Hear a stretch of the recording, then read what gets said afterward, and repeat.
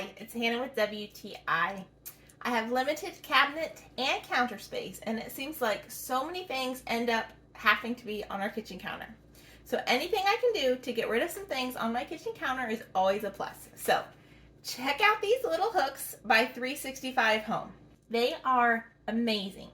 So they're super easy to install. They come with this little sticky pad here, so you just peel it off and stick it wherever you need it, and they give you extras of these. So this is a 4-pack, so there was 2 white and 2 black ones. This is 1 left. I have to decide where I want my last one. So the 2 in my kitchen are right here with my utensils. I love having my utensils hanging from the bottom of my cabinets. Not only is my countertop free, so when I need to wash my countertop, I don't have to be lifting stuff off, but I can see all of my utensils. So they used to be in kind of this decorative jar.